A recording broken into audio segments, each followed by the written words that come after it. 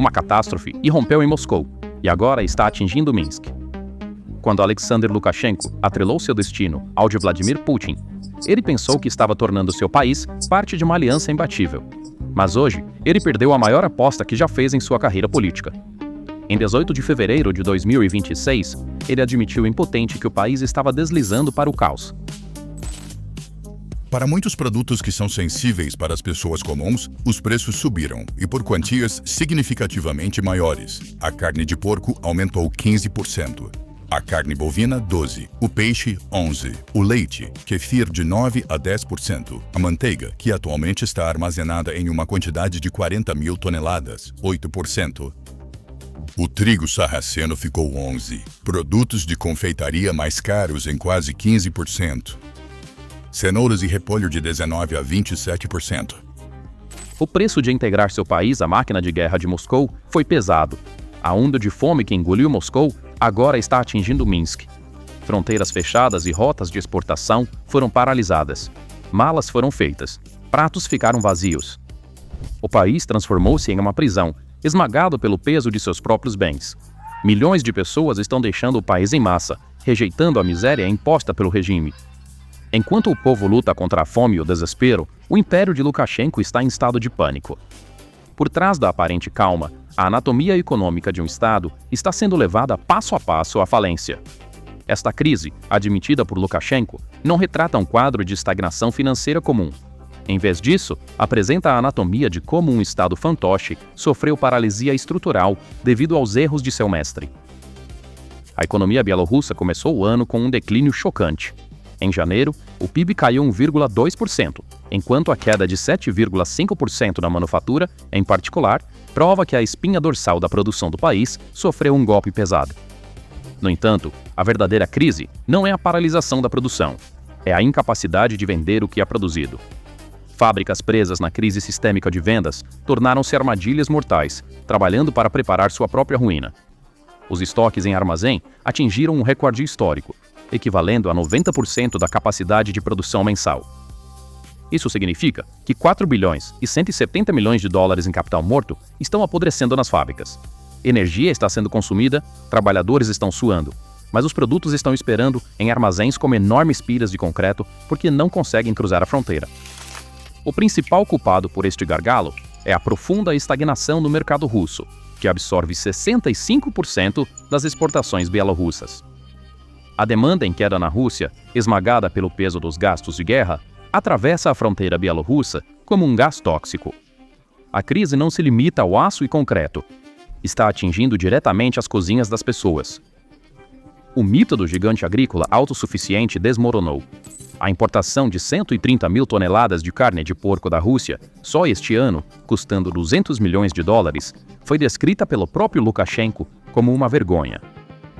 Apesar do Estado injetar 730 milhões de dólares em subsídios massivos na agricultura, as bandeiras da falência estão tremulando. O contrato mais fundamental entre uma ditadura e seu povo, segurança alimentar em troca de obediência, foi rasgado.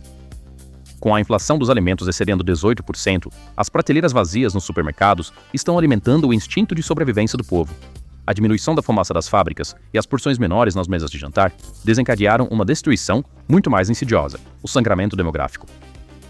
Quando uma economia enfraquece, a primeira coisa que se perde não é o capital, mas as mentes que produzem esse capital. A migração que começou com a crise política em 2020 agora se fundiu com a paralisia econômica para formar um tsunami massivo. Nos últimos 5 anos apenas, houve uma perda líquida de migração de mais de 48 mil. A diáspora bielorrussa no exterior está se aproximando de 600 mil. Este número representa os médicos, engenheiros e desenvolvedores de software perdidos. Os 5% mais produtivos da população foram literalmente eliminados.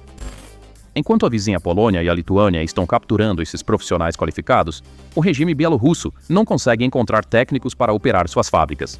O veneno da crise está agora nas ruas. Uma diminuição de 3,1% no número de pessoas que vão a cafés e restaurantes mostra que a confiança do consumidor colapsou completamente. O público, incerto se conseguirá comprar comida amanhã, tem medo de gastar dinheiro. Com a estagnação da Rússia prevista para durar até o final de 2026, O anúncio de Lukashenko de que interromperá os aumentos salariais está jogando o povo ao monstro da inflação. A infelicidade das pessoas que estão trabalhando mais e comprando menos está rapidamente se transformando em raiva política. A Bielorrússia está no meio de uma clássica armadilha de estrangulamento. A ironia mais dolorosa da situação é esta: enquanto seus próprios cidadãos qualificados fogem da fome e da opressão, o regime planeja trazer 150 mil trabalhadores estrangeiros do Paquistão para sustentar o sistema em colapso. Este ciclo vicioso está destruindo o tecido social, enquanto a raiva fervente nas ruas está empurrando a tampa da panela cada vez mais forte. A crescente espiral de fome e pobreza nas ruas acionou a contagem regressiva de uma bomba-relógio nos corredores gelados de Minsk, mirando não apenas o descontentamento, mas o próprio coração do regime. O punho de ferro de 30 anos de Lukashenko entrou em uma fase de colapso massivo, não devido a uma intervenção militar externa, mas por causa de uma revolta invisível dentro do próprio sistema que ele criou e nutriu.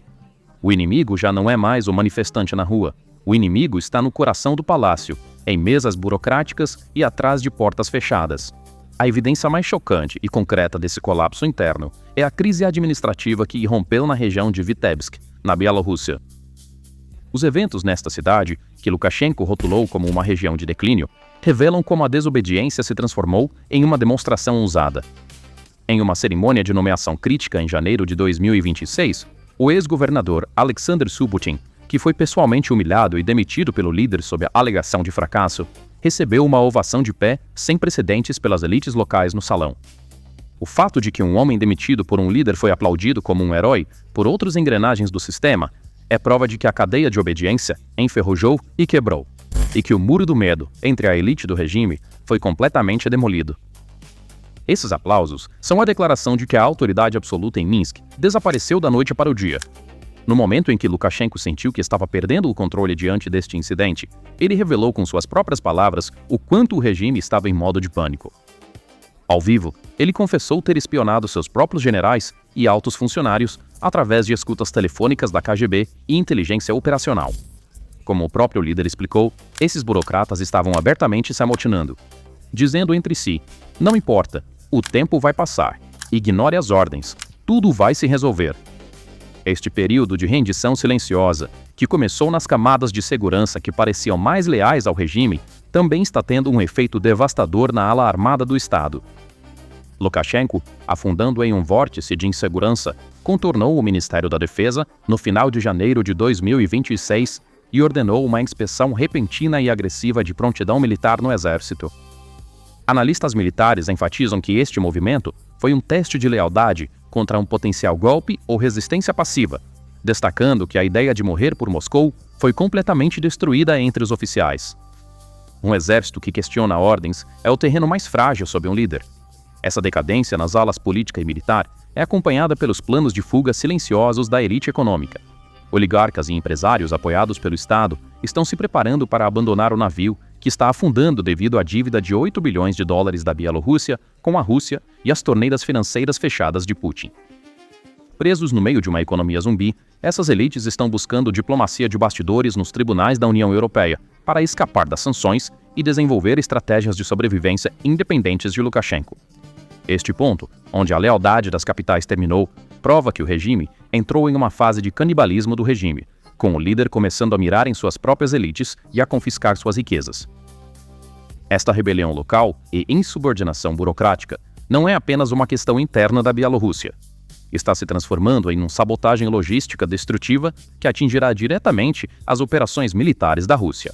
O desrespeito dos funcionários locais pelas ordens e a desaceleração deliberada da papelada pelos funcionários públicos estão fazendo com que o corredor logístico bielorrusso, vital para o exército russo, se feche gradualmente.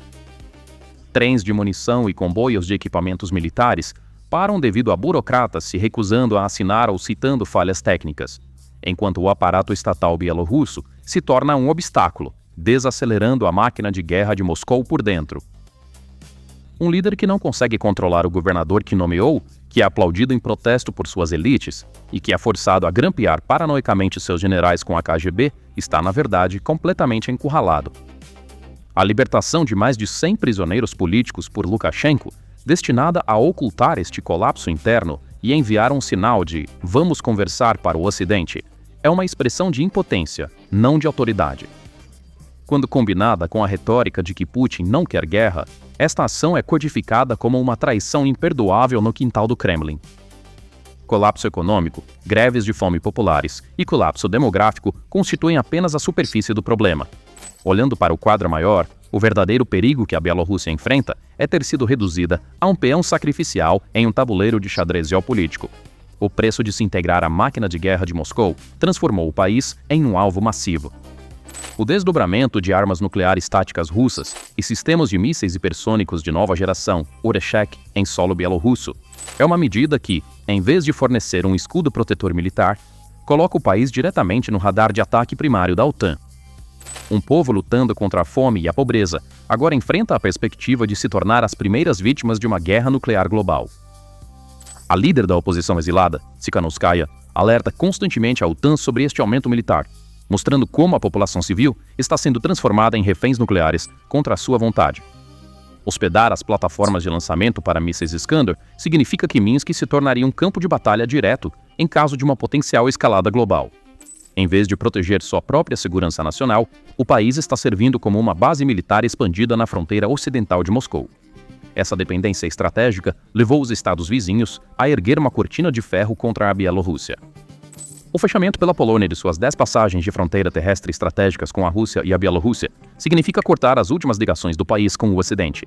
O alongamento das rotas logísticas, a duplicação dos custos comerciais e a interrupção das cadeias de suprimentos aprisionaram a Bielorrússia em uma zona de quarentena econômica.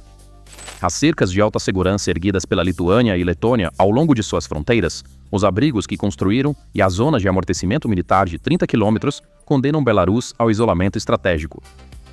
Em um país onde o abastecimento de alimentos já é fraco, fechar as fronteiras tão rigidamente eleva o risco de escassez interna a novos patamares.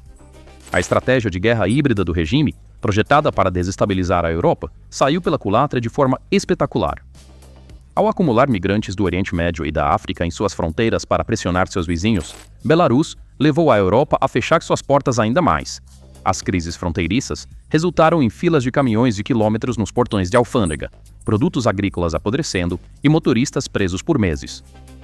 O regime, que caiu no buraco que cavou para si mesmo, deu um duro golpe em sua economia ao estrangular suas próprias exportações.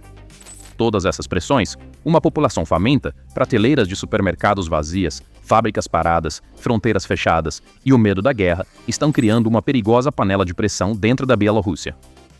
As pessoas estão vendo suas vidas serem desconsideradas em prol dos jogos de guerra de seus mestres. Com a memória dos protestos de 2020 ainda fresca, o aprofundamento da pobreza e os problemas de abastecimento de alimentos têm o potencial de reacender a raiva social e trazê-la de volta às ruas. A estagnação está atingindo particularmente a classe média e a classe trabalhadora, enquanto o descontentamento dentro do exército e das forças de segurança também está crescendo. Não se pode governar um povo faminto com um cacetete policial para sempre. O império de Lukashenko está sob cerco externo e enfrenta o risco de motim desencadeado pela fome e miséria internamente, caminhando sobre gelo fino que pode quebrar a qualquer momento. Uma atmosfera de caos está silenciosamente se formando nas ruas de Minsk. O que estamos testemunhando na Bielorrússia não é uma simples desaceleração econômica. É a imagem mais clara do eixo geoeconômico de Putin sendo esmagado por suas próprias fraquezas.